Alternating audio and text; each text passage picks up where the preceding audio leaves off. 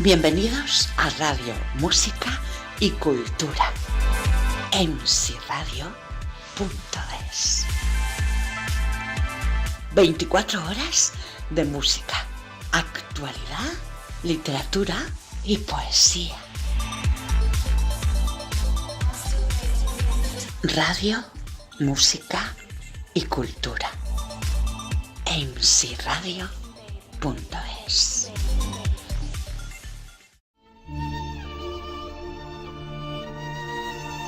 Acordes y letras. Con Michel Casas y a través de mcradio.es. Música y cultura.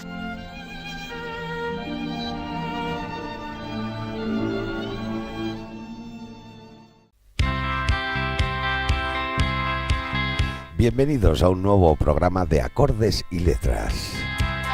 En nombre de todo el equipo de producción y en nombre de todo el equipo técnico, el saludo fuerte de Michel Casas. ¿Cómo estamos?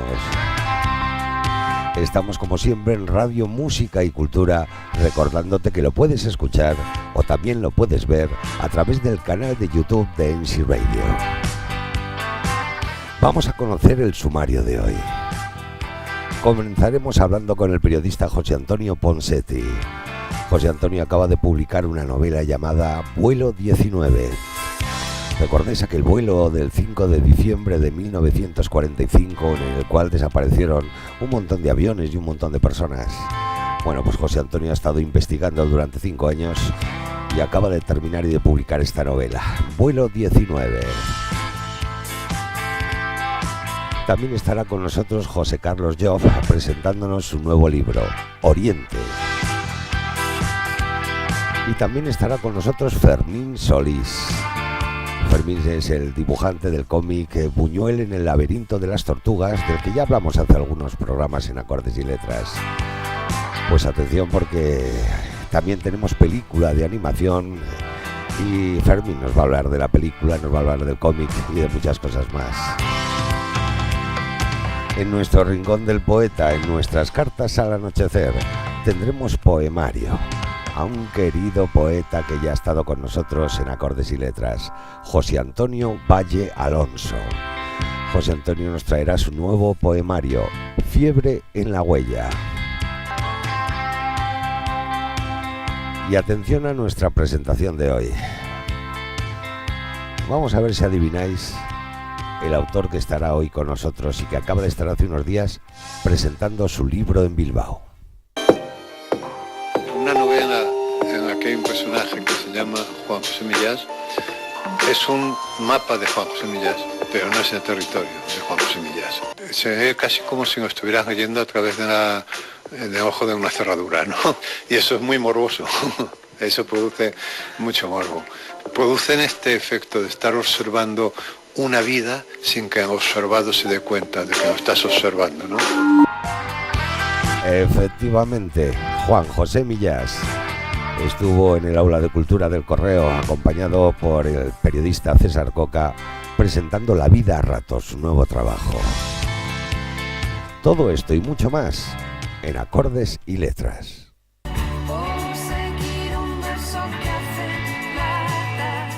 Cristina Rosenbinge recoge en su libro debut más de 25 años de canciones y recorre los lugares, los relatos y las reflexiones que subyacen a sus letras. Debut, cuadernos y canciones. El esperado libro de Cristina Rosenbinge en Literatura Random House. mcradio.es. Música, actualidad, literatura y poesía. Radio, música y cultura. 5 de diciembre de 1945.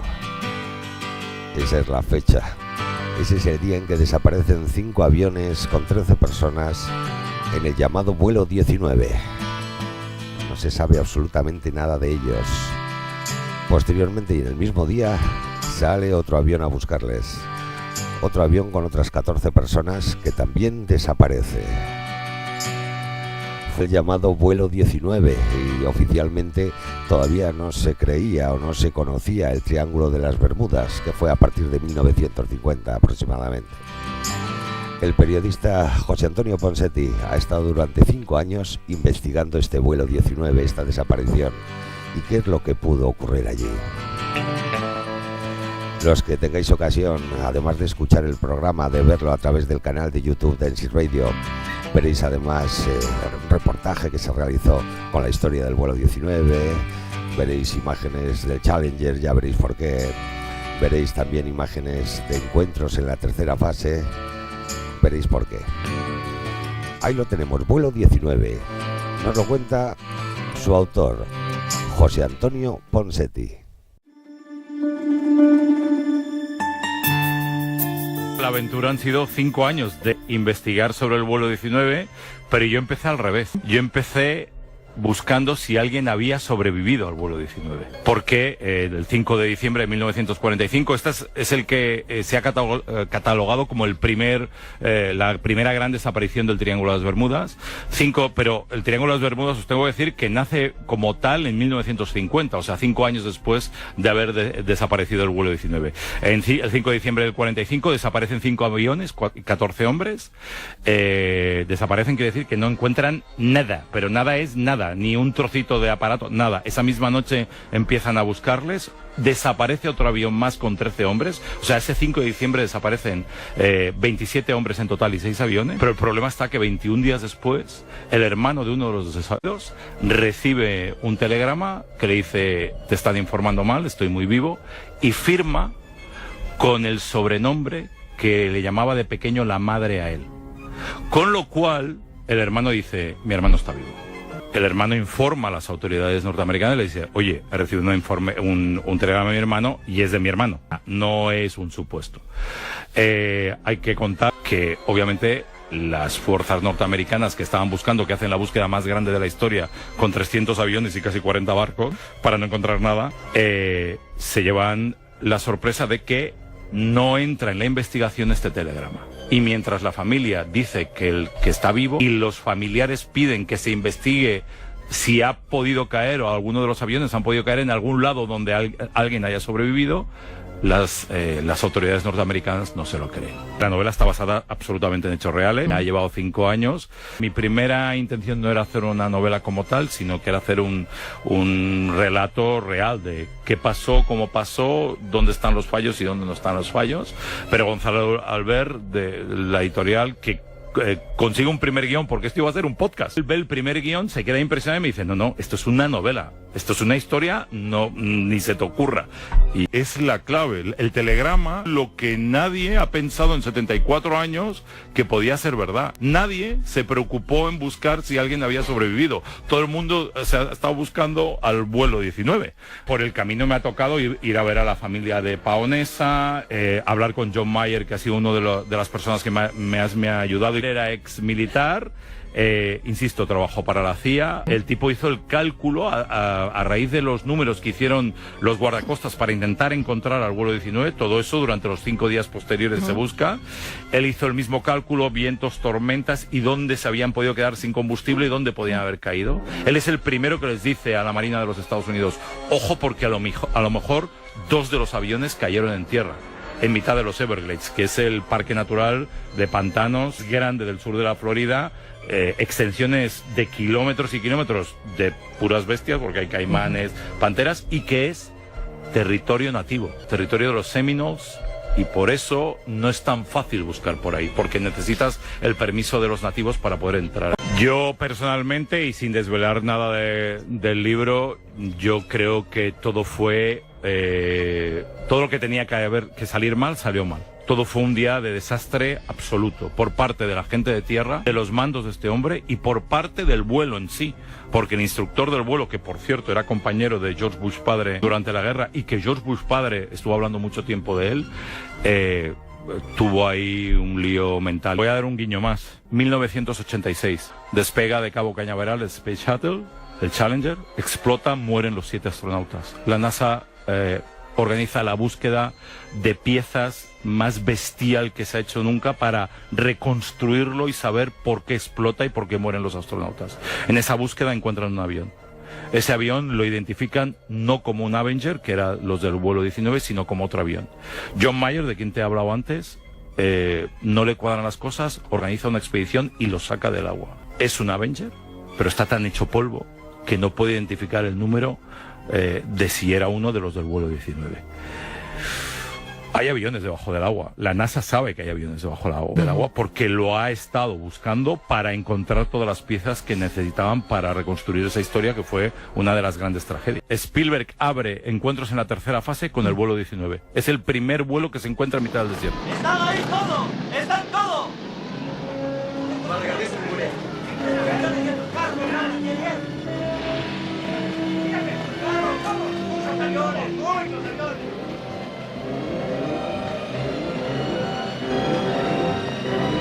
¡Están impecables! ¡Dispuestos a llegar! ¡Nuevecitos hasta la pintura, fíjate! ¡Mira, mira ese! ¡Es increíble! ¡Después de tanto tiempo! ¡30 años! Écoutez-moi, je veux les numéros de fabrication de tous ces moteurs. El señor Lacombe quiere los números de fabricación de los motores. M147148, W99 20252. W99 20252. Bien. Está casi lleno. Aproximadamente 200 litros en este depósito. 479, bien. Dígame una cosa, ¿qué rayos es lo que pasa aquí? Es el vuelo número 19. ¿19 qué? La misión de entrenamiento de la estación aeronaval de Fort Lauderdale. Hacían prácticas de tiro contra un casco de barco. ¿Quién vuela aún en estos trastos? ¡No vuelan! Estos aviones desaparecieron en 1945. Pero sí está nuevo. Bien. ¿Y el piloto dónde está? No entiendo nada. ¿Y la tripulación, Oiga, escuchen, por favor. ¿Cómo diablos llegaron hasta aquí?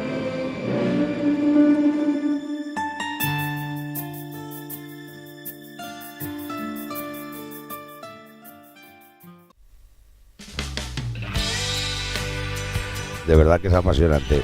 Yo lo estoy leyendo y me está enganchando muchísimo, me está gustando. Bueno, ya sabéis además que se mezclan un poco los temas que a mí me gustan, ¿no? Los libros, el misterio. Uno no puede renegar de su pasado. Continuamos adelante en Acordes y Letras. Vamos ahora a conocer Oriente, el nuevo trabajo del escritor José Carlos Llop.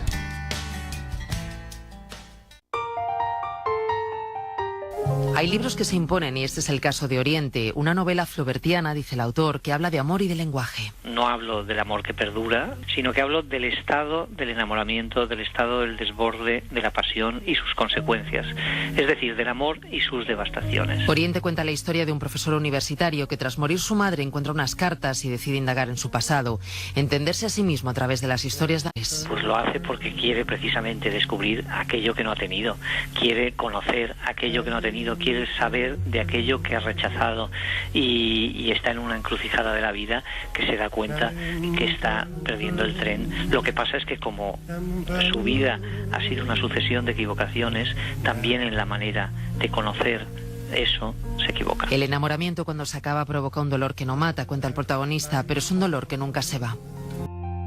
José Carlos Llop, Oriente.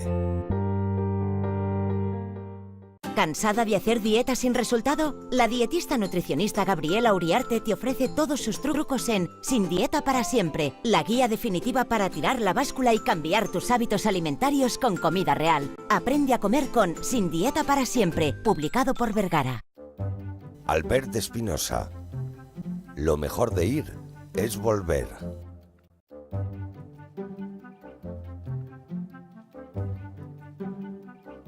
Hay un día en la vida en que debes decidir si deseas tener la razón o la tranquilidad. Albert Espinosa. Lo mejor de ir es volver. Acordes y letras. en msiradio.es. Ahí teníamos lo que nos contaba José Carlos Job de Oriente, su nuevo libro. Y continuamos adelante en Acordes y Letras. Y lo hacemos con Fermín Solís. Hace algunos programas ya hablamos de este libro, Buñuel en el laberinto de las tortugas. Un cómic increíble, apasionante, precioso. Bueno, pues ahora su autor, Fermín Solís, nos va a hablar de la película de animación que también se ha realizado paralelamente con el cómic. Él nos va a contar todo, hasta cómo dibujó y cómo pensó los colores o cómo utilizó los colores de la película para el cómic. Ahí le tenemos, Fermín Solís. Además podréis ver las imágenes también. Fermín Solís, Buñuel en el laberinto de las tortugas. Buñuel en el laberinto de las tortugas. Fermín Solís. Reservoir Books acaba de republicar en color Buñuel en el laberinto de las tortugas, novela gráfica de Fermín Solís, considerada una obra maestra del cómic español del siglo XXI y cuya lectura recomendamos a todos los admiradores de Luis Buñuel, aparte del cómic de calidad. Trata sobre la filmación de su tercera película. Tras El perro andaluz, tras La edad de oro, Luis Buñuel realiza el documental Las Urdes, Tierra sin pan, que le dejaría inactivo durante 17 años hasta que filmó Los olvidados, ya en su etapa mexicana. Recordemos que la primera publicación de esta novela gráfica fue en blanco y negro y data de 2008. Ahora vuelve a ser noticia porque ha dado lugar a la película de dibujos animados homónima que obtuvo varios premios el año pasado, el del Festival de Málaga, por ejemplo, o el del jurado del Festival de Animación de Los Ángeles, entre otros. Yo no imaginaba nunca, soñaba con que se hiciese alguna vez una película, pero no imaginaba que pudiese ser realidad porque también es un tema complejo y no muy con mucho atractivo para el gran público a priori, ¿no? Entonces para mí era hacer un cómic más en mi trayectoria como dibujante, como ilustrador, y la verdad es que no pensaba que esto iba a llegar donde ha llegado. Me encanta. Yo soy súper fan de la película, no iba a ser para menos, porque es un gran trabajo el que han hecho. Pero sí es cierto que para la nueva edición del cómic pensamos que era necesario un cambio ya también. La edición de Astiberri era la segunda, porque ya se había publicado anteriormente por la editora regional de Extremadura, que se hizo con el proyecto cuando me vio trabajar en él, y esta edición había que darle un aire nuevo y trabajé con la paleta de colores de la película, que me iban pasando el script de color y encajaba como un guante en el cómic. La verdad es que no tuve ningún problema a la hora de afrontar el trabajo del color, sí un poco más del dibujo, porque siempre te entran ganas de cambiar dibujos, ¿no? Un trabajo que tiene ya un cierto tiempo cambiaría todo, ¿no? El color creo que le ha dado una unidad al libro que antes no tenía respecto a la parte gráfica, que yo experimenté mucho, y este color lo he unificado y la verdad es que ya digo que ha quedado muy muy bonito con la paleta de colores de la película. En mi caso, cuando puse este nombre del título le di muchas vueltas y la primera idea era Historia de un antiviaje, el libro, porque él trataba de recrear el viaje que hizo Alfonso XIII pero al revés, ¿no? Del norte al sur. Y vi que el laberinto no era solo hacía referencia en este caso a las casas urdanas y esos tejados que parecen caparazones de tortuga, sino también a su momento en la vida, ¿no? que estaba afrontando Luis Buñuel. De ahí viene lo del laberinto, desde mi punto de vista a la hora de poner el título de este libro. El destino de un niño, el viaje hacia un reino de leyenda, la búsqueda de un padre. Descubre Madera de Savia Azul, de José Luis Gil Soto, una novela que dejará una huella imborrable en tu memoria. Publicada por Ediciones B. Su talento la hizo dueña de su vida. Un amor y un secreto cambiaron su destino. Elena Lizarralde nos descubre en El silencio de Clara Lindon la fascinante historia de las mujeres pelotaris y cómo su pasión las hizo libres. Publicada por Ediciones B. Reina Roja, de Juan Gómez Jurado, el fenómeno que ha enganchado ya a más de 170.000 lectores. El thriller número 1 en ventas. Publicado por Ediciones B. El más oculto de los secretos está a punto de ver la luz. Llega el gran bestseller europeo, La Biblia perdida, de Igor Bergler. Un thriller trepidante que desvela una conspiración en torno al primer libro impreso de la historia. Publicado por Ediciones B.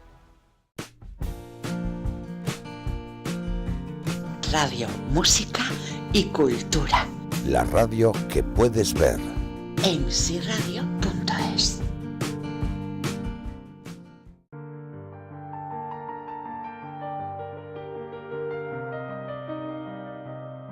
El rincón del poeta.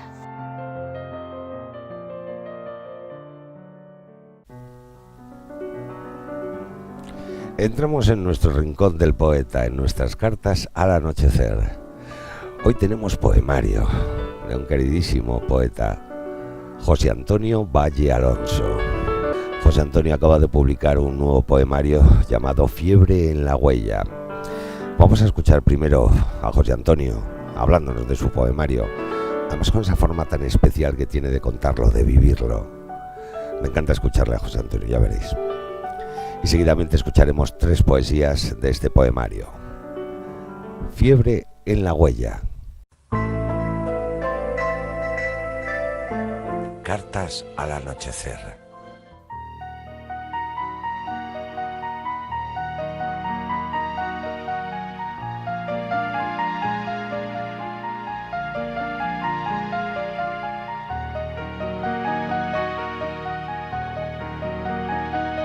Poemario.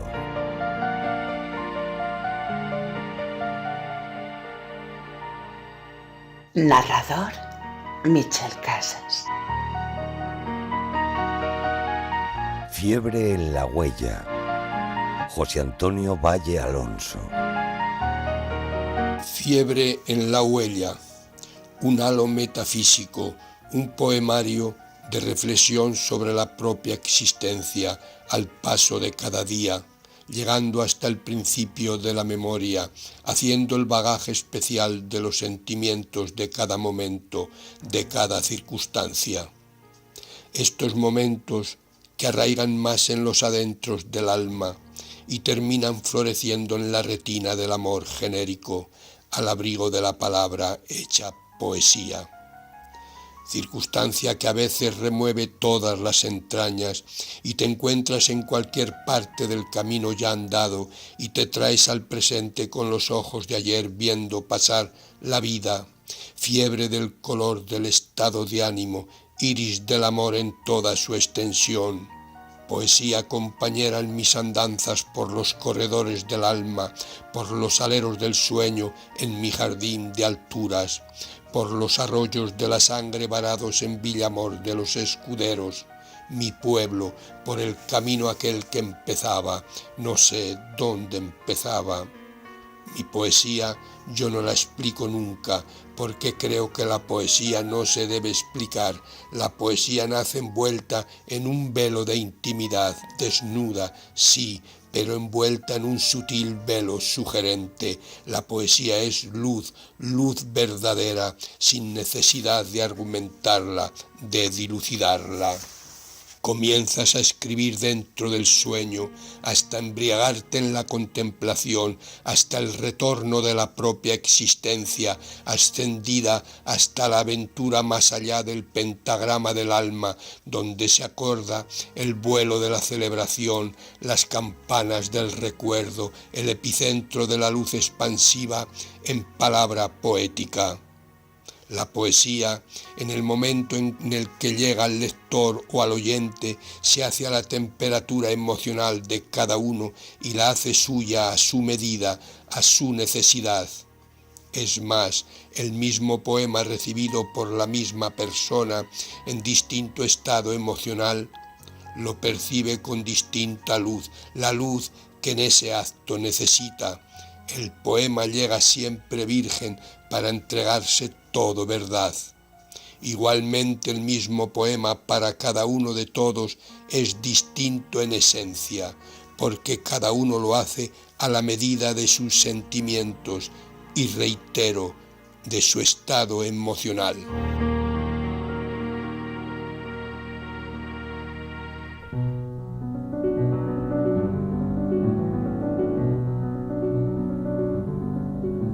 Y porque hoy marca la cita el reloj de la carne.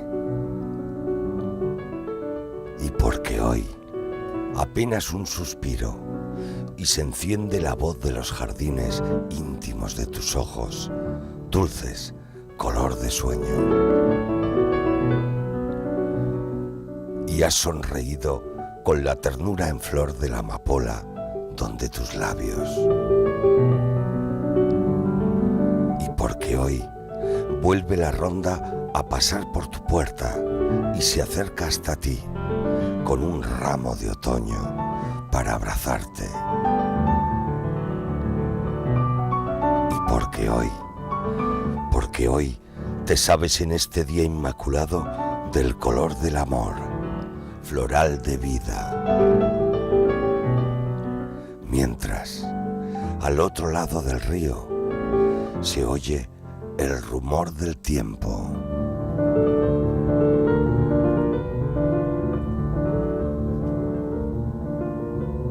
Y de repente, porque estas cosas llegan siempre de repente, a pesar de que las estás esperando todo el año.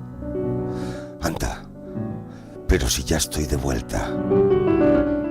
Y esta mañana mismo me decía, hay mucho camino y poco andado.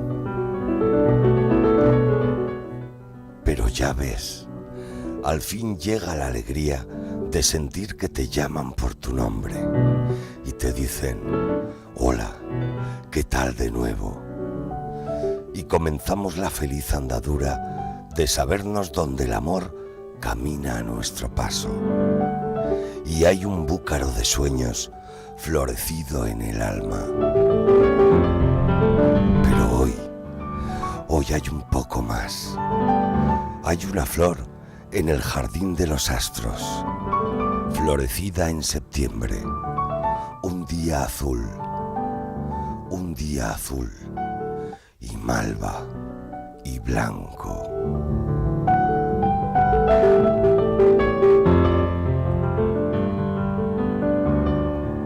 Cuando pases al lado de la estación que habito, llámame. Aún, a lo mejor siga lloviendo y tengan los portales remansado el delirio y esté la puerta abierta y al fondo los jardines, suspiros del otoño, agradezcan tus ojos antes de que los cubran las últimas nevadas. Ya sabes el camino que conduce a la fuente. Aún vuelan avecillas inocentes al alba, ajenas a la pena crecida en los ribazos. El soto, verde mate, se asoma en lontananza por las copas del alma, heraldos de la noche, fantasmas de la nada. Pero siguen la luna y aún velan soñando con el viento del norte, cuando se hace el silencio absoluto de nubes. El eco de tu nombre se ha dormido en mis labios. Hacia la madrugada saldré por los linderos que conducen a nunca, por ver si me responden. Ya sé que apenas tengo la huella de los sueños, porque se me emborronan detrás de los tapiales alzados de desvelos que anidaron las sombras. Y apenas hoy los astros encienden las alturas. Llámame, llámame.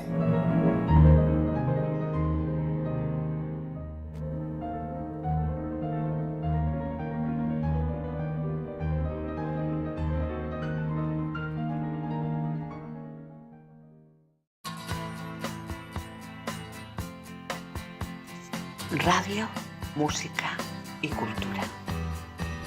ensiradio.es.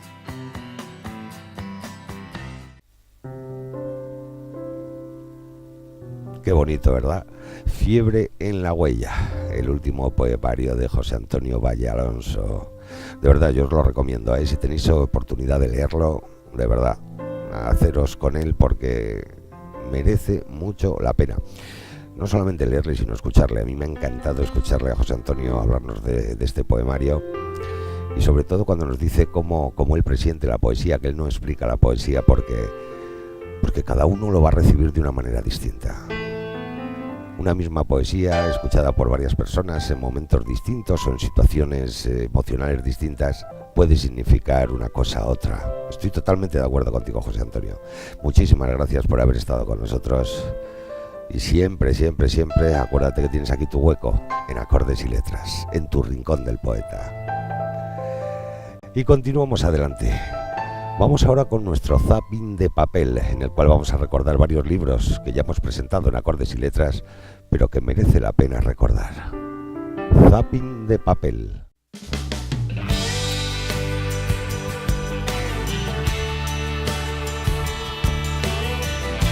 Zapping de papel.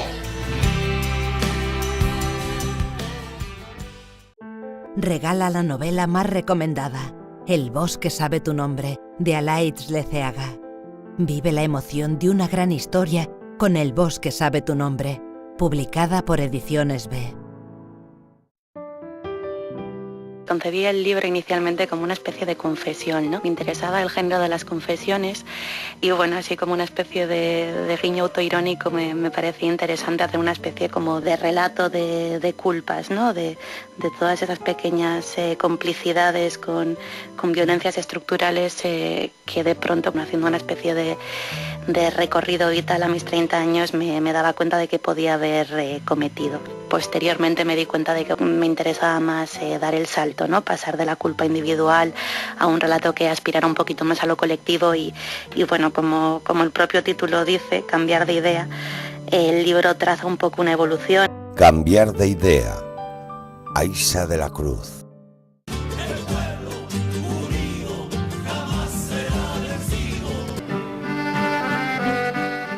Hola, soy Chema García, autor del libro Lava y Ceniza, el último que he publicado con la editorial Chertoa.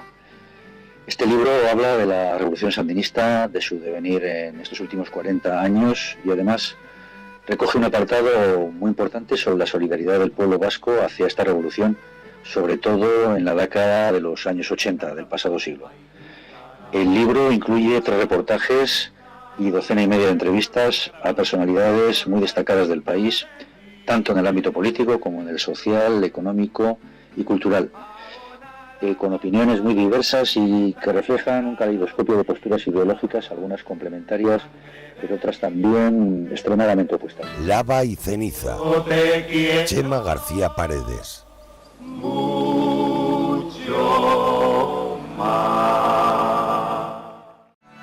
Vuelve la misteriosa Carmen Mola, una autora que se niega a desvelar su identidad, pero que se ha convertido en el mayor fenómeno de la novela negra de los últimos años y en un resonante éxito internacional. Carmen Mola, La Red Púrpura.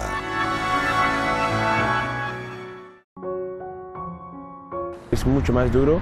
Si estoy en medio de la nada, que no hay nadie, al menos sé que no hay gente, no hay personas ahí que me pueden ayudar. En cambio aquí en Barcelona había mucha gente, pero nadie me hacía caso. Después de que nos abandonaron en medio del desierto 46 personas, estuvimos caminando durante 19 días, donde para sobrevivir había que caminar para beberlo.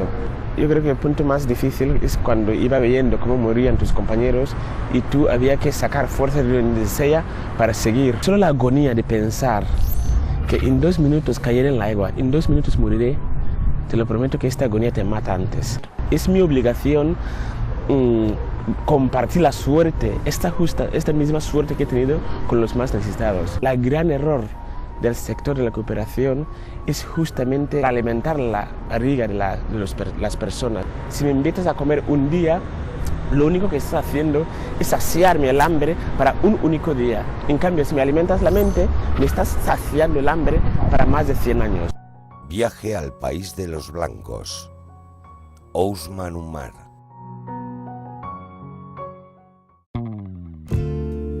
Yo creo que de alguna forma es un reflejo de muchas de las nuevas tendencias que nos estamos encontrando en política nacional e internacional y también como creo que debe corresponder a una novela que es ficción, tiene una cierta coherencia propia el personaje y una cierta autonomía. Pero sí, de alguna forma yo creo que es posible ver cómo interpela con distintos candidatos y de hecho una de las cosas que me está pasando, que cada uno ve a quien quiere ver reflejado en el candidato. Antonio J. Rodríguez, candidato. Son dos mujeres. Patricia, que es ex periodista por haber estado hiper saturada de trabajo, hiperconectada, autoexplotada. Greta ha estado aislada porque es ex religiosa. Ha sido expulsada de su congregación por ser contestataria y querer renovar, digamos, algunas cuestiones de la mujer en la iglesia. Está basado en un personaje real que tuvo la valentía de contarme su historia. Ellas, las dos, han vivido un acoso laboral en el pasado. La invisibilización de mujeres muy valiosas que están en la institución es una cosa que trae el personaje de Greta, igual que Patricia. Lo que trae es qué está pasando, el acoso escolar o el acoso laboral sea una auténtica pandemia en nuestra sociedad que va a más. 1 de cada 5 trabajadores sufren mobbing, 1 de cada 4 personas que se suicidan en este país es por mobbing. Vanessa Montfort, El sueño de la crisálida. La hija de la española, que es una novela oportuna, pero no es oportunista. Su autora, la también periodista cultural Carina Sainz Borgo, ha construido con ella una alegoría sobre la corrupción de los regímenes totalitarios a partir de un personaje que pierde a su madre en una Caracas que vive los últimos días del chavismo. La protagonista de la novela pierde primero a su madre y después su casa. Con todo perdido, madre y casa, patria y recuerdos, Adelaida encuentra una manera tan corrupta como el ambiente para salir de él. Carina Sainz Borgo, La hija de la española. Juan Miguel Vaquero tiene mucha razón. La mentira, la difamación, el silencio fueron impuestos por la dictadura para acabar de doblegar a los supervivientes de un infierno. Ocultar la realidad nunca es una buena decisión, y España no ha leído bien las páginas más recientes de su historia. Soy Juan Miguel Vaquero, periodista especializado en memoria histórica y derechos humanos, y esta es una de las razones que me ha llevado a escribir El país de la desmemoria. El país de la desmemoria.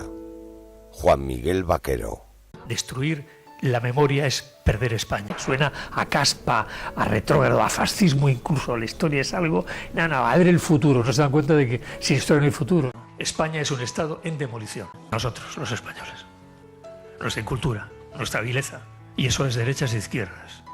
O sea, el gobierno del PP, durante ¿cuánto gobernó? 8 años fueron, no sé, demolió la cultura. No parece tampoco que los otros gobiernos lo vayan a hacer mejor. Los políticos actuales los oyes hablar, los oyes hacer sus discursos, y dices, ¿cómo se atreven, no? Se nota que debajo no hay libros, lecturas, conocimiento. Arturo Pérez Reverte, una historia de España. Hola, mi nombre es Patricio Pron. Mañana tendremos Otros nombres, que es mi última novela que ha ganado el premio Alfaguara de este año y que pretende responder a la que es posiblemente unas preguntas más importantes de este momento histórico en que las cosas cambian tan aceleradamente. Cómo concebimos el amor y cómo imaginamos un final feliz para las historias de amor que nos cuentan y que nos contamos en un momento en que, como digo, las cosas cambian tanto y hay tantas nuevas aplicaciones y tantas nuevas posibilidades, pero también tantas limitaciones y tantas dificultades para concebir una historia de amor. Mañana tendremos Otros nombres. Patricio Pron. Tú no matarás. Julia Navarro.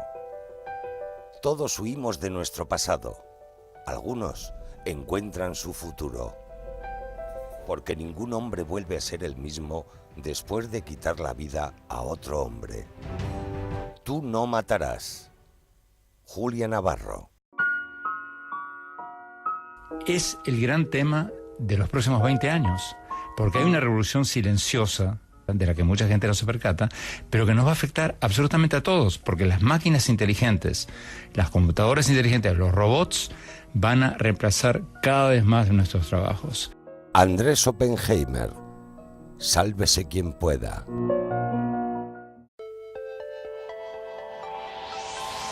Radio, música y cultura. mcradio.es.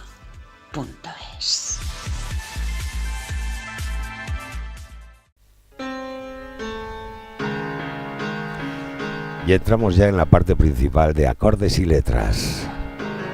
Hace unos días estuvo en Bilbao Juan José Millás en el aula de cultura del Correo presentándonos su nuevo libro, La vida a ratos. Estuvo acompañado por el gran periodista, el grande César Coca, que es apasionante. Un día me encantaría entrevistarle porque yo creo que sabe más de libros que nadie, aparte de ser un tío estupendo. Bueno, pues como os decía, Juan José Millás estuvo en el Aula de Cultura del Correo presentando La vida a ratos, su nuevo libro, un libro en que de alguna manera él nos dice que es como mirar por el ojo de una cerradura y ver la vida de alguien, ¿no?, que está al otro lado de la puerta. Pues eso es lo que ha hecho él. Su personaje principal del libro se llama Juan José Millás, que ha hecho una especie de diario en la cual nos cuenta, bueno, sus inquietudes, sus curiosidades, y además siempre acompañado de esa ironía, de ese buen humor que tiene este hombre, que es increíble. Ya lo veréis en la presentación. Nos reímos muchísimo con él, además de disfrutar, porque es un hombre súper sabio. Así que sin más, vamos a disfrutar de esta presentación con César Coca y con Juan José Millás. La vida a ratos. Juan José Millás, a quien todos ustedes conocen, simplemente recordaré que es valenciano, que tiene en su currículum literario uno de los catálogos más originales de la narrativa española actual, sin duda, que ha ganado algunos de los más prestigiosos y glamurosos también premios literarios, del Nadal al Planeta, del Primavera al Nacional de Narrativa, y un puñado de premios periodísticos del Mariano de Caviar, Miguel Delibes y el Francisco Cerecedo, porque su carrera en la escritura es una carrera doble, es una carrera en la novela, digámoslo así, también en el ensayo y en el periodismo. Su obra tiene algunos tintes surrealistas, está teñida de un humor que a veces es bastante negro, en este libro del que vamos a hablar hoy se nota, y se pasea por elegancia, y con elegancia estoy seguro de que vamos a hablar de esto también, por ese límite siempre tan complejo que separa la realidad de la ficción. Sucede con esta novela, La vida a ratos, está estructurada como un diario en la que el personaje es alguien que escribe, que da clases en un taller literario, que escribe una columna semanal para un periódico, que imparte charlas y acude periódicamente a una psicoanalista. Y les diré solo para completar este retrato que tanto se parece, el del personaje protagonista de la novela, el del autor de la novela, que su esposa en la vida real es psicóloga. Al margen de la literatura o de forma paralela, ha trabajado en algunas otras tareas. Estábamos hablando hace un rato, mientras veníamos para acá, de que durante 20 y tantos años estuvo trabajando en Iberia. Allí se lo sabía todo de vuelos, aviones y accionistas públicos y privados de la compañía, y luego llegaba a casa y escribía sobre cosas que parecían muy alejadas de todo ello, pero quizá en el fondo no lo estaban tanto. Si te parece, Juanjo, vamos a empezar a hablar de la novela. Cuando quieras. Tiene estructura de un diario, como les decía, tiene alrededor de 200 semanas, más o menos, ¿no? Entonces, no sé si lo has escrito durante 200 semanas o también eso es pura ficción y lo has escrito, qué sé yo, en 6 meses o en 5 meses. Bueno, buenas tardes, muchas gracias. Gracias también a nuestros anfitriones, ¿se oye? Gracias a todos, entonces decíamos, ¿no? Y bueno, no, el diario, este diario yo empecé a escribir paralelamente a mis otras actividades hace años, ¿no? Pero ya cuando empecé a escribirlo lo hice con una idea finalista, es decir, con la idea de que al final fuera una novela, ¿no? Por eso siempre es un diario de vida cotidiana, entonces yo me muevo en los espacios, los que describo son los espacios en los que me muevo habitualmente, y cuando ya tenía en fin, un material apreciable, pues lo vi, quité mucho, porque yo siempre en la última lectura, en todos mis artículos, en mis novelas, siempre elimino, porque siempre intento ser muy económico. Creo que la economía es una de las grandes virtudes literarias, y lo configuré así, en lugar del diario tradicional que dice 16 de septiembre de 2018, ¿no? Yo lo configuré en semanas, semana 1, semana 2, que son con 180 y tantas semanas, que son 3 años de mi vida, ¿no? Y la característica, digamos, respecto a otros diarios, aparte de que está escrito por semanas en lugar de por días, ¿no? Es que luego en cada semana, bueno, cada semana están lunes, martes, miércoles, no siempre están todos los días, a veces están lunes y en jueves, pero lo que sí caracteriza a cada semana es que es una unidad narrativa, de manera que lo que ocurre el viernes guarda relación o cierra algo que empezó el lunes, ¿no? De manera que cada semana, digamos que es una unidad narrativa que tiene sentido en sí misma, pero sumadas, todas las unidades narrativas sumadas dan lugar a esa unidad mayor que es el libro, que es la novela, ¿no? Y esta yo creo que es la característica, las dos características fundamentales son esta, la división en semanas, y luego que es un diario que, siendo de vida cotidiana, yo escribía en él no solamente lo que me ocurría, sino también lo que se me ocurría, ¿no? Y además borrando un poco las fronteras entre lo que me ocurría y lo que se me ocurría, porque siempre he luchado contra esta cosa binaria que tenemos los seres humanos, porque ya desde la antigüedad clásica dijeron que, en fin, que teníamos cuerpo y espíritu, y a partir de ahí los seres humanos somos seres partidos por la mitad, somos seres divididos, hasta el punto de que conceptos geográficos, por ejemplo, como derecha o izquierda, delante o detrás, o arriba y abajo, están connotados moralmente, ¿no? Entonces,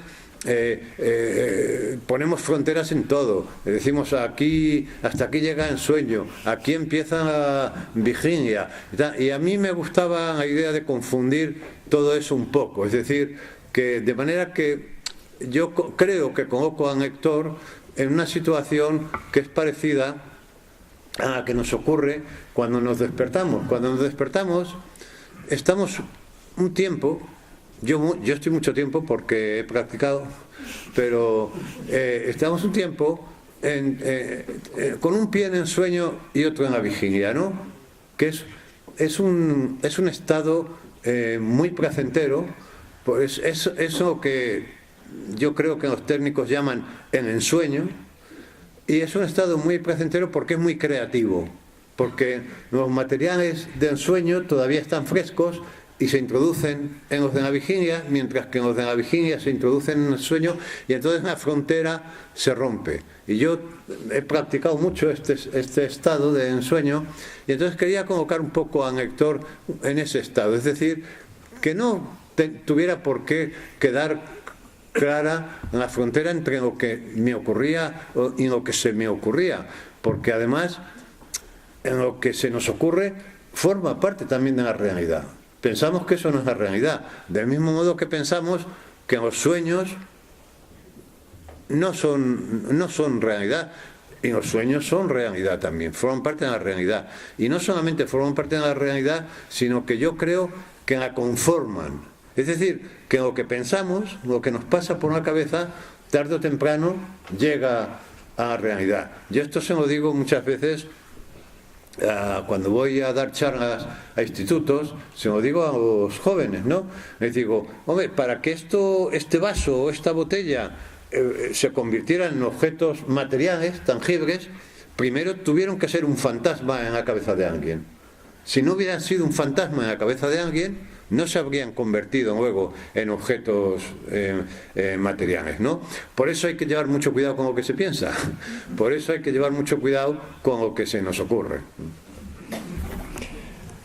En el diario, en esta novela en forma de diario, el diario en forma de novela, como se dice en la solapa, en la faja del libro, hay situaciones de la vida cotidiana que tienen algo de kafkianas, ¿no? Desde esa pareja a la que conocen el AVE, en un viaje en AVE, ¿no? Que van una pareja colocados en dos sitios que no son exactamente contiguos, y usted se ofrece, o tú te ofreces, para bueno, que se sienten juntos. No, bueno, en fin, al día siguiente coincides con ellos, que también van en el tren y no te reconocen para nada, pese a que se está hablando con ellos. Eso pasa en la vida cotidiana, o ese animal muerto que aparece a la puerta de tu casa, que llamas para que lo retiren, y 48 horas después el animal terminantemente ha seguido, sigue allí, se lo lleva alguien, otro vecino, finalmente te llama el del ayuntamiento para decirte qué pasa con el animal.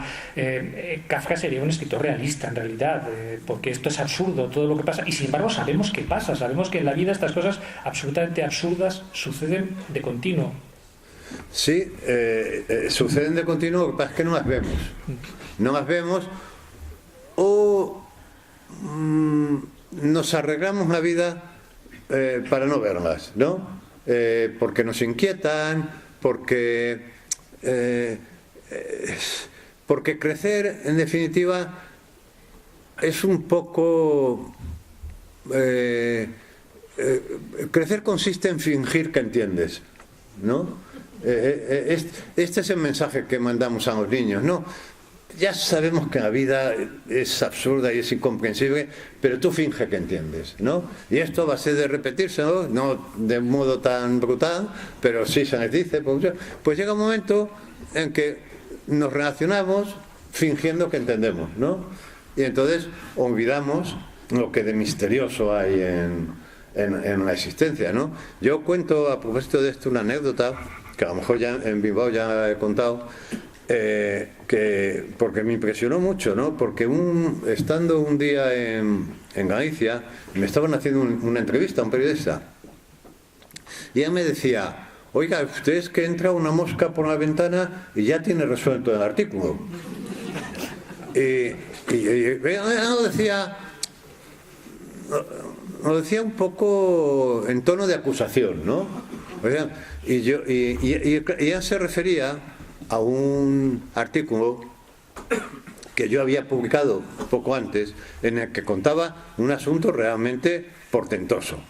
Y el asunto portentoso era que yo estaba un día en casa, a eso de las 11 de la mañana, y estaba solo, estaba trabajando, y de repente me dieron unas ganas enormes de tomarme una cerveza.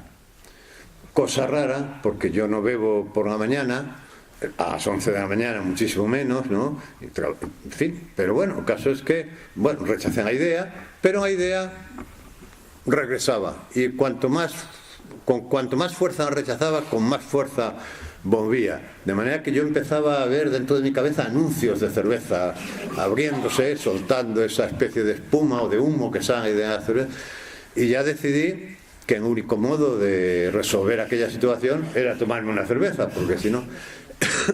Entonces fui a la cocina y al abrir la nevera salió una mosca del interior de la nevera, y yo pensé: caramba, ¿por qué medios telepáticos esta mosca habrá metido en mi cabeza la necesidad de tomarme una cerveza a estas horas para salvar su vida? Porque claro, si yo no hubiera abierto la nevera a esa hora, ya no la habríamos abierto hasta la hora de comer y la mosca se habría muerto, lógicamente, ¿no? Bueno, pues este es un suceso real, que a este periodista le molestaba, pero este es un suceso realmente portentoso de la vida cotidiana, que a lo mejor una persona no habituada a observar la vida como la observo yo, como la observan los escritores, pues me pasa eso: abro la nevera, sale la mosca, y bueno, pues, me extraña, claro, porque te extraña que salga una mosca de la nevera, pero en 30 segundos ya está en otra, ¿no? O incluso a lo mejor se queja, a lo mejor dice: joder, ¿quién habrá dejado entrar a la mosca? ¡Qué asco! Tal. Y a mí, sin embargo, me pareció, porque claro, era tan evidente, porque a mí jamás a las 11 de la mañana me da por tomarme una cerveza, ¿no? Era tan evidente la comunicación entre la mosca y yo, que realmente era un suceso portentoso, ¿no? Y entonces la vida cotidiana, como yo cuento ahí, yo cuento ahí muchas cosas que son sucesos realmente portentosos, que no vemos, yo antes estaba comiendo con Nieves, que me está ayudando estos días aquí, y yo me decía: ¿tú te has fijado? Porque es que es asombroso. ¿Tú te has fijado en lo bien pintados que están los coches? Esto es asombroso. Tú coges sales a la calle, ves un coche cualquiera, le pasas la mano y no encuentras un solo grumo. Pero esto es imposible, esto tiene que estar hecho por marcianos, porque es imposible pintar un coche con esa perfección, ¿no? Con esa... es pura seda, un coche recién pintado. Y bueno, tantas cosas que cuento ahí. Y esto es... Me dice: ¿ves? Esto... ¿cómo es? O sea, tú estás todo el rato, en fin, tratando de imaginar. No, es que yo en algún momento del libro digo que yo no creo en lo paranormal, pero lo paranormal cree en mí porque me persigue. continuamente, ¿no? Y entonces esto, pues entre lo que ocurre y lo que se me ocurre, se crean situaciones que... Porque en la vida realmente es que es muy rara, muy rara. Yo me acuerdo a veces, porque me gustó mucho, de aquella película que se llamaba El Show de Truman, que recordarán ustedes que es una película cuyo argumento es que la vida de una persona es realmente un programa de televisión y esa persona no sabe que su vida es un programa de televisión, ¿no? Pero llega un momento en que él va descubriendo pautas y empieza a extrañarse, empieza a parecer que hay algo raro en su vida y bueno, y acaba descubriendo que su vida es un decorado, es un plató de televisión. Y la película termina de un modo tremendo, que es cuando él descubre la puerta del decorado, la puerta que da al otro lado, ¿no? Y la película termina ahí, cuando abre esa puerta, ¿no? Pues como yo creo que la realidad es un decorado, que esto que llamamos realidad es un delirio consensuado, nos hemos puesto de acuerdo en llamar a este delirio en el que vivimos realidad, pero esto es como un programa de televisión realmente, no sabemos quién nos ve, pero la vida es como un programa de televisión. Yo creo que la obligación del escritor, y es lo que yo me propongo, es encontrar las grietas del decorado. O sea, es buscar la puerta del decorado. En la puerta yo creo que no se encuentra nunca, o que si se encuentra en el momento de morirte. Me viene a la memoria la última frase de La muerte de Iván Ilich, aquella novela maravillosa de Tolstoy, que es una novela corta, que es una obra maestra, ¿no? En fin, que cuenta la enfermedad de un funcionario, tal, y al final el funcionario se muere. Y la última frase es que él, cuando está a punto de expirar, dice: ah, era esto. O sea, de repente yo creo que eso significa que ha encontrado la puerta del decorado, ¿no? Entonces yo no me creo capaz no soy tan genial como para encontrar la puerta del decorado, pero sí puedo ver grietas, y aquí están contadas las grietas que yo veo en el decorado. Ahí cuento una historia que la atribuyo a la niña a la hija de un amigo, pero que realmente sucedió con mi nieta. Un día, mi nieta tiene ahora 8 años, y cuando tenía, pues yo creo que 4 o 5 años, su padre, mi hijo, me contó que un día la fue a buscar al colegio y vio que la niña salía un poco ensimismada, digamos, ¿no? Bueno, hola, ¿qué tal? Y la niña no contestaba, salieron, la metió en el coche, toda la sillita esta de los niños y tal, y se pusieron en marcha para casa. Y la niña no decía nada. Y al cabo de un rato, cuando yo llevaba un rato en el coche, la niña dijo: papá, lo sé todo. Y mi hijo me lo contó, y entonces yo pensé: caramba, a lo mejor hay un momento, un instante en la vida, en la infancia tiene que ser, desde luego, o en la muerte, pero en la infancia, allá en torno a los 4 o 5 años, que a lo mejor hay un instante en el que hay una revelación en el que lo sabes todo. Y luego lo olvidas, ¿no? Luego la cultura te obliga a olvidarlo, ¿no? Te culturizan, te dicen que tienes que tener los 2 pies en la tierra, que finjas que entiendes, tal. Pero es posible, porque yo pienso en momentos de la infancia, ¿no? Y cuando se llega a la madurez, se piensa mucho en la infancia, que es posible que hubiera un momento en que lo comprendiéramos todo. A lo mejor fue un instante nada más, ¿no? Y que luego lo olvidar. Bueno, pues este suceso es fantástico, ¿no? Que una niña de 4 o 5 años, después de estar un tiempo ensimismada, diga: papá, lo sé todo. Es brutal. Es brutal, pero sobre todo porque puede ser cierto que no supiera todo. Pudiera ser cierto que hubiera descubierto la puerta del decorado, ¿no? como Seuss. Entonces yo no aspiro a tanto, o si me ocurre, creo que me ocurrirá como al personaje, a Iván Iñiz, el personaje de Tolstoy, quizá es un segundo antes de morir uno piense, era esto, y descubra que su vida fue un programa de televisión, por ejemplo, ¿no? Pero entre tanto, lo que sí voy son buscando las fallas de la realidad, ¿no? La realidad está llena de fallas, de grietas que demuestran que es una construcción, que es un decorado, y uno de mis empeños más grandes en toda mi literatura, pero también este libro, es intentar llevar al ánimo del lector esa sensación de vivir en un decorado, ¿no? En relación con esto que estás diciendo, hay una escena del libro que me sirve para hacerte una pregunta, ¿no?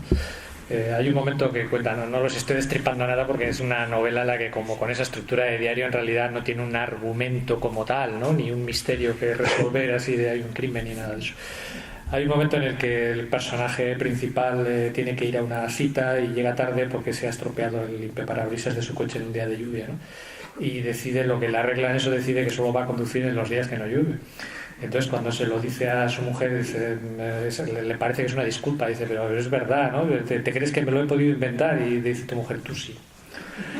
Hay un elemento de verosimilitud en la literatura, de la búsqueda de la verosimilitud, que supongo que los escritores, y sobre todo los escritores que os movéis en el filo de realidad ficción, tenéis que tener muy en cuenta, ¿no? A mí alguna vez, creo que algún colega tuyo, igual hasta fuiste tú, me contaba que cuando hay que construir una escena, pero que esto pasa en la vida también, es decir, cuando uno llega tarde a una cita, pues porque no le apetecía, porque se ha salido tarde, porque se ha dormido, y dices, es que he pillado un atasco, no te creen.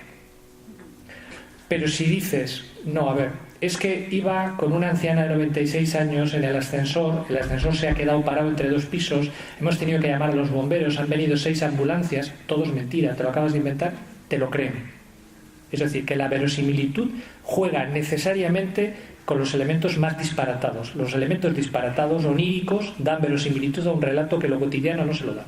Claro, es lo de tu mujer te dice, a ti sí me lo creo.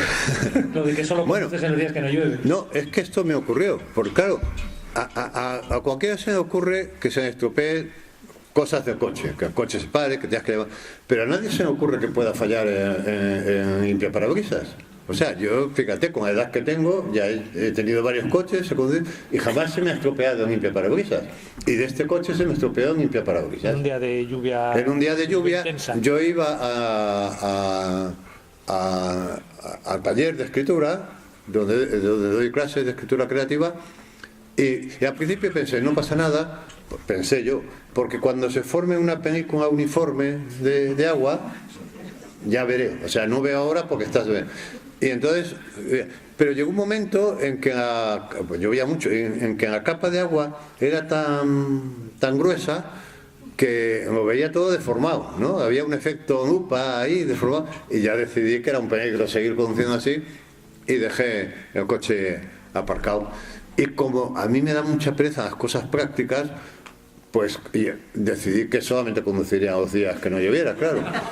Hubo mala suerte porque fue como el invierno vuestro del año pasado, que llovió mucho, en fin, y eso dio lugar a una serie de cosas que cuento ahí. Pero bueno, todo esto tocado un tema que es un tema nuclear de la escritura, ¿no? Que es lo verosímil.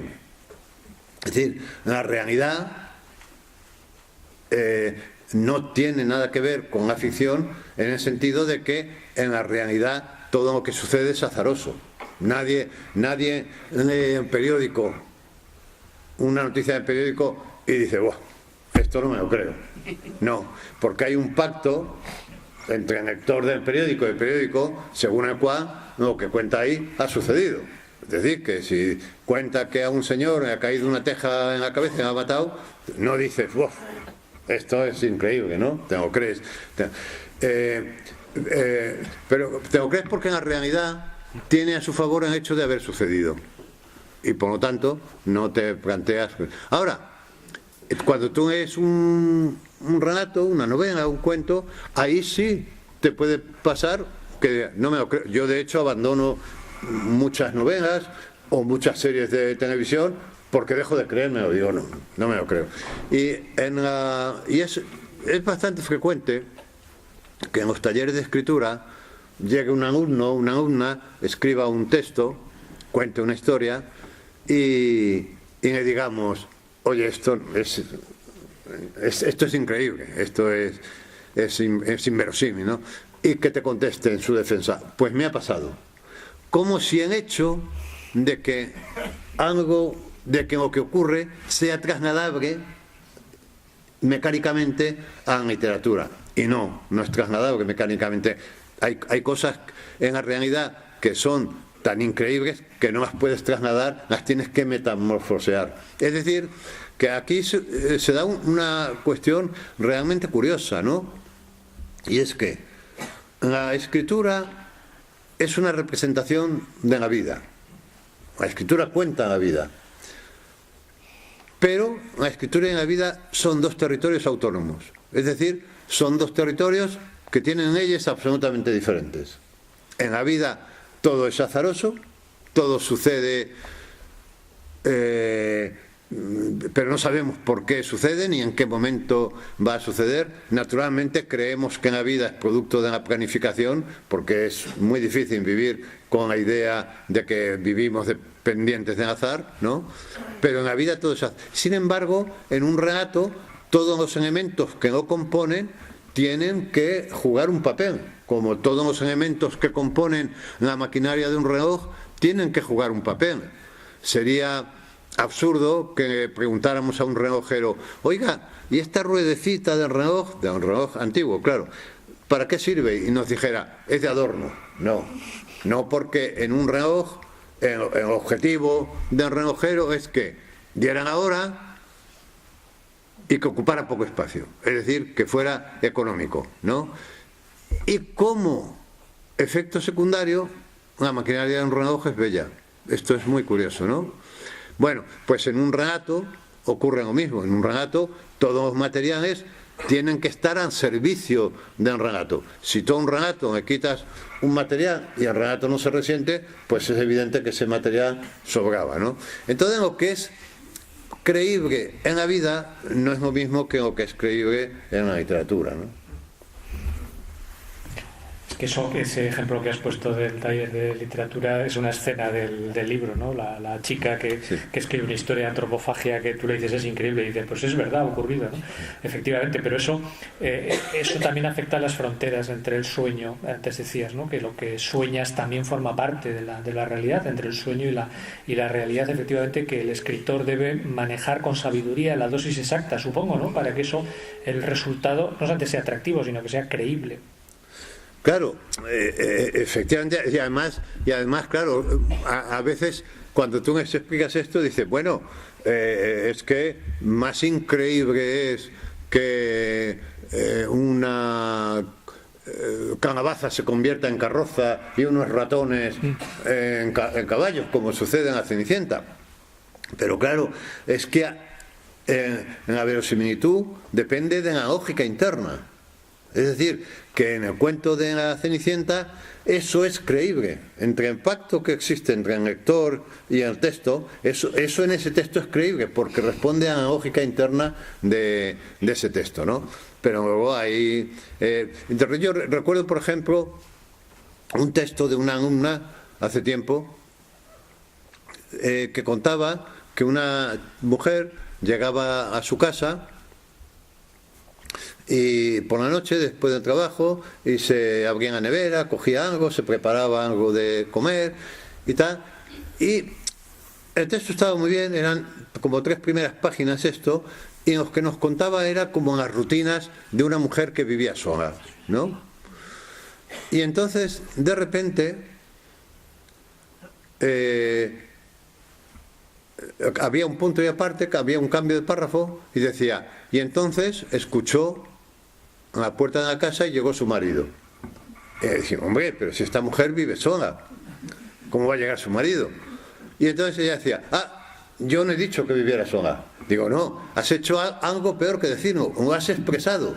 Es decir, tú no has dicho, esta mujer vive sola, pero el modo de moverse por la casa ha trasladado al lector la idea de que vivía sola. Es decir, lo has expresado. Y la expresión tiene mucho más fuerza que la información. Es decir, si tú al principio de un cuento dices de un personaje que tiene 40 años, pero luego lo haces moverse como una persona de 80, el lector acabará pensando que tiene 80, se olvidará de la información, ¿no? Bueno, pues ella rompió la lógica interna de su relato. Ella había propuesto que esa mujer vivía sola y de repente, como no sabía cómo continuar, dijo, voy a meter un marido a ver qué pasa, ¿no? Y claro, esto no, es decir, uno tiene que escuchar lo que ha escrito. O sea, escribir es en gran medida un trabajo de escuchar lo que has escrito para obedecer a la lógica que tú mismo has creado. Porque cuando tú has escrito 3 páginas de un cuento de 10, tú hayas creado ya una lógica a la que tienes que ser obediente, a la que tienes que ser sumiso incluso. Es decir, si yo dibujara en la pizarra las 3 caras de un cuadrado y le dijera a cualquiera, a un niño, acaba este dibujo, lo cerraría. ¿Por qué? Porque la lógica interna de esa forma geográfica es esa. Y en el momento de haber cerrado un cuadrado hemos hecho cosas muy poco inocentes. Hemos inventado las diagonales, por ejemplo, aunque no las veamos, pero ya hemos inventado las diagonales. Si dibujamos una circunferencia, hemos inventado un centro. Es decir, que la escritura tiene mucho de geometría y por lo tanto hay un trabajo de escucha de lo que uno hace que es importantísimo, que es uno de los trabajos más importantes. Que esto cuesta mucho transmitirlo en los talleres, porque los talleres son lugares muy peculiares, porque la gente que va a los talleres es gente que está perjudicada, como el profesor, ¿no? Yo siempre digo que esto se lo digo a algunos colegas que empiezan a dar talleres. Yo llevo mucho tiempo y me preguntan, oye, y yo digo, mira, lo mejor para que un taller salga bien es que vayas todos los días a clase con pánico. Es decir, con el pánico de que descubran que no tienes ni idea de lo que hablas. El día que te crees que sabes de lo que hablas, un alumno descubrirá que no tienes ni idea y lo transmitirá entre el resto del alumnado y perderás todo el prestigio, ¿no? O sea, que la clave de un buen taller es que el profesor vaya a clase con pánico, diciendo, Dios mío, hoy se van a dar cuenta de que no sé nada de lo que estoy hablando, ¿no? Pero es un espacio muy peculiar, claro, porque de ahí se ve, ¿no? Porque claro, alguien que quiere escribir es que es un proyecto realmente para hacérselo ver, ¿no? Por eso es cierto, también yo en algún momento digo que la mayoría de la gente que va a los talleres no quiere escribir, quiere haber escrito o quiere ser escritor. Pero escribir es muy duro, escribir es algo demasiado demasiado duro, ¿no? Yo recuerdo, me viene, perdona, pero es que me está viniendo a la memoria, no sé si eso lo cuento, me está viniendo a la memoria una situación que yo viví hace años en El País, precisamente con las columnas del periódico, ¿no? Hace años, cuando yo empecé a escribir en El País, en las columnas de última página, tenía que estar muy ajustada. Pero claro, si sobraba una palabra, ya sobraba una línea, porque bajaba y sobraba una línea, ¿no? Ahora en los periódicos parece que tienen sistemas para esponjar el texto si faltan palabras o para comprimirlo si sobran, ¿no? Pero entonces había que ser... Y entonces, como aquello tenía que... Y entonces ahora nos mandamos por correo electrónico, yo voy a menos que hagas un disparate en cajas, ¿no? Pero entonces se dictaban. Yo llamaba a Secretaría de Redacción, se ponía una secretaria y me dictaban la columna. Y al final decía, espera que la voy a justificar. Esta era la frase, la voy a justificar. Yo supongo que quería decir que la iba a meter en la caja Y entonces ya te decía, pues está bien, os sobra una línea. Yo prefería que me sobrara, porque es más fácil quitar que poner, ¿no? Y vamos, normalmente ya cuando tenías un poco de oficio, pues a lo mejor te decían, te sobra una línea. Bueno, pues como yo escribía siempre 3 párrafos, por esto precisamente, la gente creía que era por otra cosa, pero yo escribía 3 párrafos para tener la posibilidad de quitar de 3 párrafos, ¿no? Pues quitabas a lo mejor un adjetivo y ya encajaba. Pero un día resulta que acabo de dictar a columna y la secretaria dice, la voy a justificar. Y me dice, joroba, Juanjo, sobran 4 líneas. 4 líneas. Bueno, pues la única explicación es que se me había ido en la cabeza, no tenía otra explicación. Pero entonces, pues empecé a quitar, en una situación que es muy violenta, porque estar hablando por teléfono con una persona de un texto tuyo, manoseando, es muy impúdico, es muy morboso, es muy feo, ¿no? Pero bueno, sudando, yo recuerdo cómo me caían gotas de sudor por la espalda, ¿no? Con el teléfono, porque además no tenía manos libres, era con el teléfono aquí y el bolígrafo aquí, en el primer párrafo quita esto, en el segundo esto. Bueno, ya por fin me dijo, ya está, ya entra. Bueno, colgué y dije, ay Dios mío, aquí pueden haber pasado 2 cosas. Que esas 4 líneas sobraran, y la columna era una basura, porque claro, si en una columna de 40 líneas sobran 4, la columna es una basura, o que no sobraran, y entonces me he cargado la columna. Y entonces la releí y había mejorado. Dije, qué curioso. Y entonces hice el siguiente ejercicio. Imaginé que me volvían a llamar del periódico y me decían, Juanjo, tienes que quitar otra línea, ¿no? Y ya con la tranquilidad de no estar hablando, pues yo me ponía a ver y luchar. Sí, claro, quitar otra línea sin alterar la sustancia del texto, ¿no? Y quité otra línea y mejoró. Y entonces pensé, bueno, voy a imaginar que me llaman otra vez y me dicen que quita otra línea. Y mejoró. Y bueno, al final sobraba todo el texto. Cada vez que quitaba era mejor. Y ya cuando no había nada era buenísima. Era la mejor columna que había escrito yo en mi vida, ¿no? Y entonces pensé, bueno, esto es un ejercicio fantástico para el taller. Como ejercicio de economía para los alumnos. Digo, les encargo un texto de 40 líneas, lo proyectamos sobre una pantalla y colectivamente imaginamos que es para un periódico y que nos llaman del periódico y nos dicen, hay que quitar una línea. La quitamos. Y era un ejercicio muy bueno, pero lo tuve que suprimir porque la persona que había escrito el texto se ponía enferma. A medida que íbamos quitando líneas, se iba poniendo verde, se iba poniendo todo, y lo tuve que suprimir, porque hay gente que no tolera esto que dice, a mis textos no se les toca una coma, ¿no? Yo siempre digo, una coma se le puede tocar hasta a Shakespeare, ¿no? Pero lo tuve que suprimir, siendo un ejercicio de economía narrativa fantástico. Hay un dicho en los periódicos que yo creo que solo recordando los más veteranos, ¿no? Que se supone que es una escena en la que llega un redactor donde su jefe le dice, toma, te he escrito 80 líneas porque no he tenido tiempo de hacer 40. Está muy bien. Claro, va al hilo justamente de eso que acabas de decir, ¿no? Los consejos que aparecen en el taller de escritura es tu propia técnica para escribir. Los consejos que el protagonista del libro da a esa chica joven con la que tiene tanta polémica siempre sobre la que era inverosímil, lo del caso de la antropofagia y tal, es en realidad tu propia dieta literaria.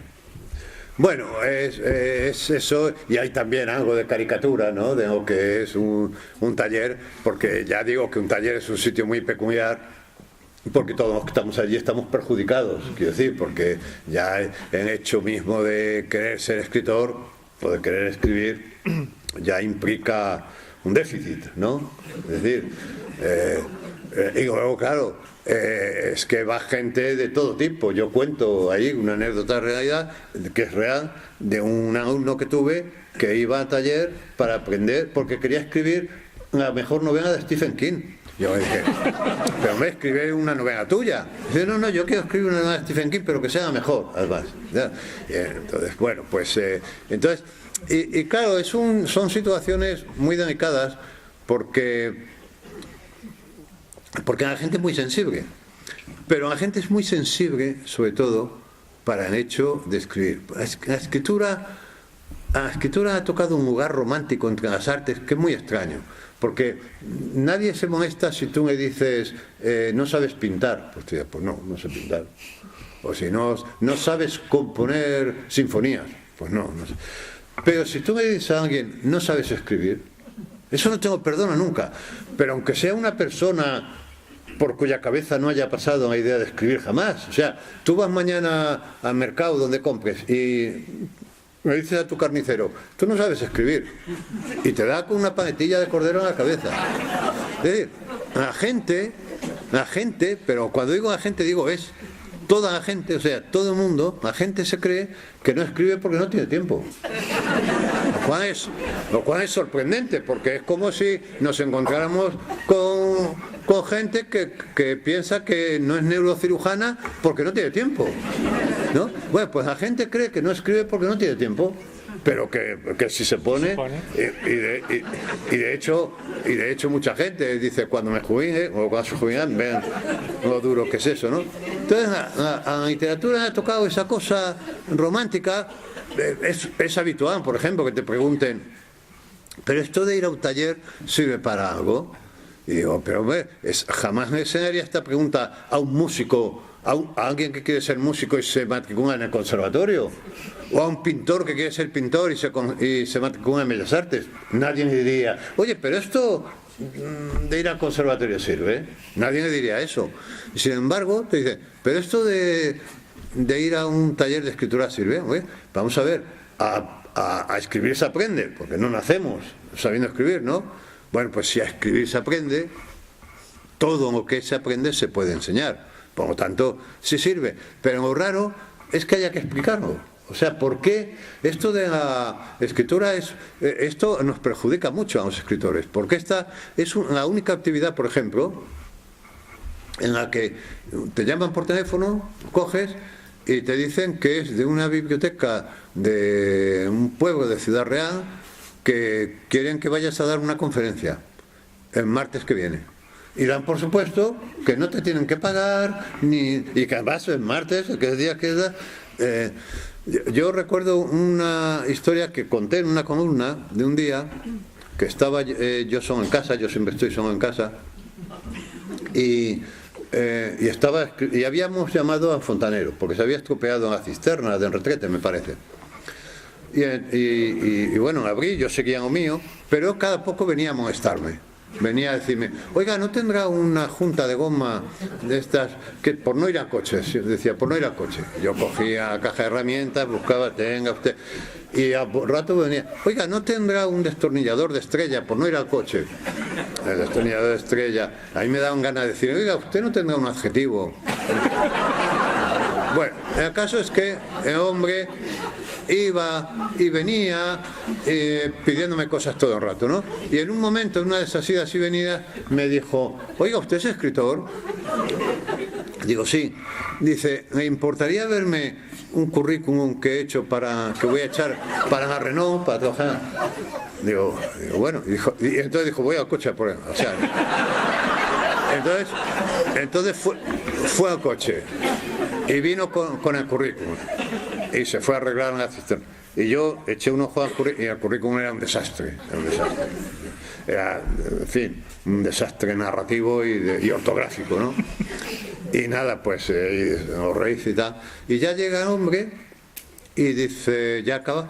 Y digo, ¿ya ha acabado? Y dice, sí, pero ha sido horrible, no he tenido que levantar todo. Digo, pues yo también, yo he tenido que levantar todo el currículum, no valía nada. Se quedó así y digo, ¿y cuánto es? Era la época de las pesetas. Y creo que me dijo, 1000 pesetas. Digo, pues en currículum son 1500. No entendía que, o sea, a mí me parecía normal cobrarme por haberme arreglado la cisterna, pero me parecía absurdo que yo me cobrara por haberme hecho un currículum, ¿no? Bueno, pues esto pasa con la escritura, ¿no? Con la escritura te llaman, o sea, a ti no se te ocurre llamar a un arquitecto, aunque sea amigo tuyo o familiar tuyo, y decirle que te haga una casa dando por supuesto que no me vas a pagar, ¿no? Bueno, pues esto es... ¿Y por qué pasa? Pues porque hay una cosa ahí romántica relacionada con la escritura que la verdad es que es muy misteriosa, porque dices, joder, ¿y esto por qué no me habrá tocado a la pintura, o por qué no me habrá tocado a la música, ¿no? Nos ha tocado a nosotros. Y ya, como digo, ya nos perjudica mucho, sobre todo económicamente, claro. Juanjo, para ir terminando y dejando unos minutos para preguntas de quienes están viéndonos, escuchándonos a ti sobre todo, una cuestión. Hay una preocupación en tu libro que se ve en la primera página por la vejez. Hablas unas cuantas veces del paso del tiempo, de la vejez, de cómo la vejez es algo que llega, no se nota, no se va notando, ¿no? No sé si esa es una obsesión muy clara o es un tema simplemente que has querido meterlo por algún asunto dentro del libro.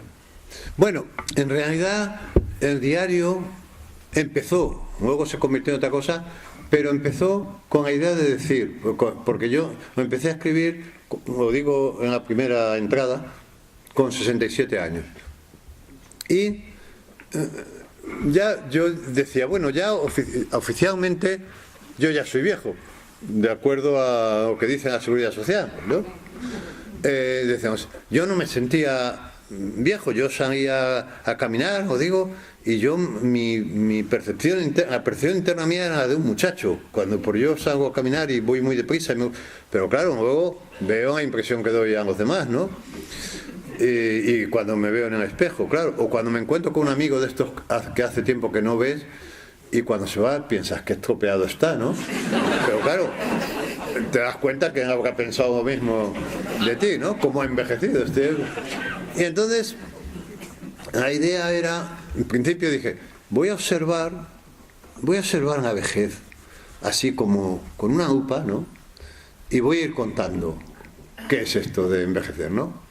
Pero claro, enseguida tuve que desistir de esto, porque intentar ver el progreso de la vejez es como intentar ver crecer la hierba. Es decir, tú te pones a ver crecer la hierba para hacer un artículo, ¿no? Y voy a ver cómo crece la hierba para escribir un artículo. Y la hierba no crece. Ahora, como te vayas a la cocina a prepararte un café, a volver ha crecido. Es decir, que la hierba crece a traición y en la vejez avanza la traición también. Es decir, tú no lo ves porque es progresiva, no es... Hombre, es verdad que de vez en cuando hay bajones, que eso dice, ha bajado un escalón, ha bajado un escalón, ¿no? Pero es progresiva, o sea, no es que un día tú digas, ya no puedo subir 7 pisos. No, como es progresiva, tú te vas adaptando sin darte cuenta. De manera que no es que vayas bajando escalones, no, es una cosa muy suave, es como una pendiente suave, ¿verdad? Y entonces no lo puedes ver de mismo modo que no puedes ver crecer la hierba. De manera que desistí de eso, pero sí hablo del paso del tiempo, de lo raro que es. Yo hace un rato estaba yo en el hotel, ya preparándome para venir, y estaba peinándome, y yo decía, joder, y este tío que está aquí en el espejo tuvo 4 años, y quizá lo comprendió todo entonces, tuvo 3 años, tuvo 1 año, estuvo en el vientre de su madre, y ahora se ha convertido en este desastre, y tiene más de 70 años, que es una cantidad de tiempo. Son toneladas de tiempo, ¿no? Toneladas de tiempo en un sentido, en otro no, porque la vida observada así con perspectiva ha sido un pestañeo, ¿no? Yo digo que yo me agaché un día a atarme los zapatos cuando tenía 20 años y a levantarme tenía 70. Sin embargo, es decir, que la vida observada con perspectiva ha sido un pestañeo, pero día a día ha sido larga, ¿no? Es decir, Borges tiene un verso muy bonito que expresa muy bien esto. Dice, la vida es corta, pero las horas son tan largas.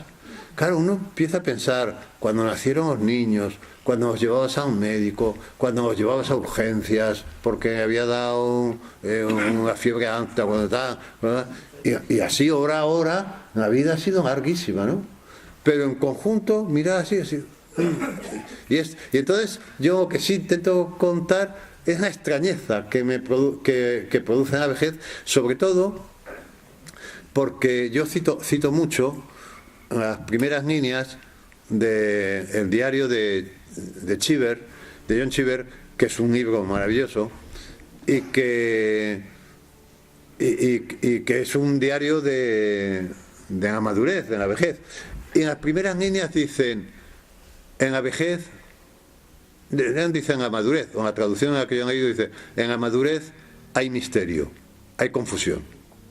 Y yo cuando leí esto, y es verdad, en la madurez hay misterio, hay confusión, pero yo cuando leí esto pensé, caramba, este podía ser el comienzo del diario de un adolescente, ¿no? En la adolescencia hay misterio, hay confusión, incluso de un niño. En la niñez hay misterio, hay confusión. Y entonces ocurre que en la madurez se reeditan muchas cosas de la adolescencia y de la infancia. Y eso es rarísimo. Y es por eso, yo creo, por lo que los abuelos tenemos tanta complicidad con los nietos, ¿no? Los abuelos tenemos con los nietos una complicidad de la que los padres están excluidos, ¿no? Porque en el centro de la vida no te puedes permitir estar confuso ni ver el misterio, porque estás demasiado atareado en las cuestiones de orden práctico, ¿no? Te tienes que ganar la vida, tienes que pagar el colegio, las facturas, y entonces digamos que hay un momento en el centro de la vida en el que el misterio y la confusión desaparecen por cuestiones de orden práctico, pero luego vuelven, ¿no? Y eso sí intento contarlo en el libro. Muy bien, pues si les parece, tenemos 5 o 10 minutos para preguntas. Al principio de su charla, conferencia, me ha llamado la atención cuando ha dicho algo, bueno, no me acuerdo exactamente, que el norte, o sea, que arriba, abajo, derecha, izquierda, que tiene connotaciones morales. Lo ha dicho usted. Sí. ¿Me lo puede aclarar un poquito? Bueno, connotaciones morales o políticas, quiero decir que cuando se dice este está a izquierda de fulano de tal, pues ahí hay una connotación de orden político, no es un dato meramente geográfico, ¿no? También estar arriba o estar abajo tiene connotaciones de orden sociológico, en fin, yo he dicho moral en un sentido muy amplio, pero decía esto un poco para abundar en la idea de que el ser humano es un ser binario, es un ser escindido, ¿no? Entre derecha, izquierda, arriba, abajo, dentro, fuera. Yo creo que en algunas filosofías orientales, por ejemplo, no hay esta confusión no hay esta frontera entre el dentro y el afuera, por ejemplo. Forro y la funda son lo mismo, ¿no? Entonces quería aludir a esta condición tan especial del ser humano, una condición que no tiene ningún otro animal de la naturaleza, ¿no? De esta escisión que llega a ser tan grave, porque el ser humano yo creo que es el único ser de la naturaleza al que le gustan cosas que le perjudican, ¿no? Yo he tenido animales, he tenido gatos, he tenido perros, y a ninguno de mis animales les ha gustado cosas que les perjudicaban. Y a mí las cosas que más me gustan me perjudican, ¿no? Entonces esto es un misterio insondable, ¿no? Que eso quería decir. ¿Puede permitirse un narrador omnisciente y omnipresente un final abierto? Sí, ¿por qué no? Todo. En literatura, en literatura se puede hacer todo, si está bien hecho. Claro, esto siempre ¿se puede hacer esto? Sí, todo se puede hacer, pero claro, tendríamos que ver el caso concreto. Pero en principio no hay ninguna dificultad. Si está bien hecho, se puede hacer. Y además se puede hacer todo. Porque cuando en la literatura se ha dicho, no, esto no se puede hacer, ha llegado alguien y lo ha hecho, ¿no? Y lo ha hecho bien. Se puede hacer todo. Si es posible empezar una novela convirtiendo a su protagonista en insecto, ¿no? Si es posible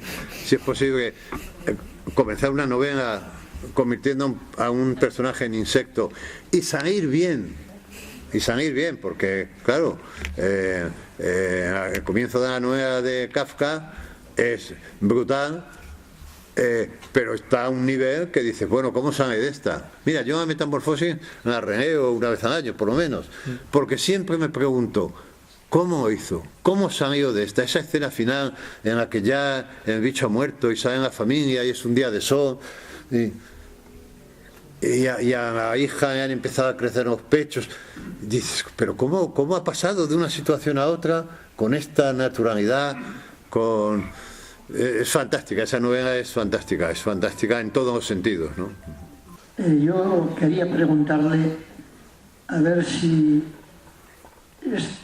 estos temas con respecto al mundo en general, no a un caso particular del escritor, si no está basado en la caverna de Platón, donde hay simultáneamente dos mundos funcionando. Y si eso puede ser parte de la temática, la matemática que hemos visto ahora por su conocimiento, vamos. Sí, claro, es que precisamente Platón es tan moderno, ¿no? Porque Platón justamente lo que dice es que el mundo es un decorado que está hecho a imagen y semejanza de otro mundo perfecto, pero con un material que es imperfecto y que además no lo podemos ver porque nosotros solamente vemos sombras del mundo, en la caverna estamos y solamente vemos las sombras. Claro, es perfecto. Estos esclavos que solamente ven sombras ni siquiera pueden ver las grietas. Si entre esos esclavos que solamente ven sombras hubiera un escritor, estaría intentando ver las grietas de la realidad, ¿no? Pero la realidad no se puede ver porque incluso cuando los esclavos se liberan y salen y miran al sol, el sol es ciega. Es decir, que es como que estamos condenados a no ver la trastienda, ¿no? Probablemente el personaje del show de Truman, cuando abrió la puerta eso no se ve, pero cuando salió seguramente le deslumbró un foco, ¿no? Juan José, tu última novela, Que nadie duerma, con la fantástica protagonista, ¿te la imaginas en el cine? ¿Hay proyecto de hacer una película con esa novela? Porque es fascinante, la informática, que se hace taxista. Pues se ha cerrado el contrato hace un mes. Sí, vamos a ver si llega a buen puerto, porque los proyectos cinematográficos naufragan muchos en el camino, ¿no? Porque interviene mucha gente, pero este tiene buena pinta porque es un productor que parece que es solvente y en fin, en serio, y vamos a ver, yo creo que sí, que llegará a buen puerto. Ya me la imagino en el chino tomando esto como en la langosta con jengibre. La langosta con jengibre. Muchas gracias, Juanjo. Muchas gracias a todos ustedes. Buenas tardes y disfruten de esta tarde-noche casi veraniega. Gracias. Muchas gracias. Bueno, muchas gracias.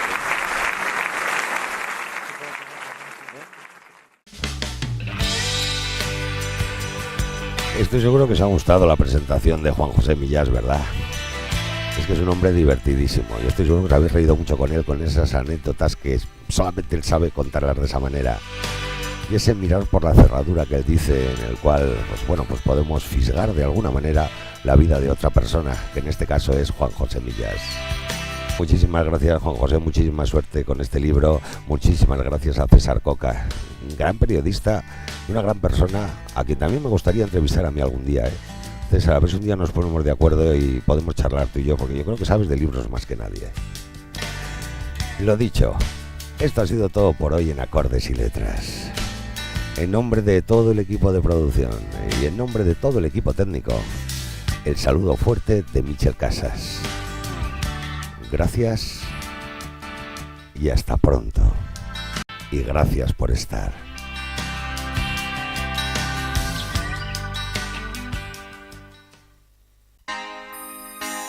Radio, música y cultura.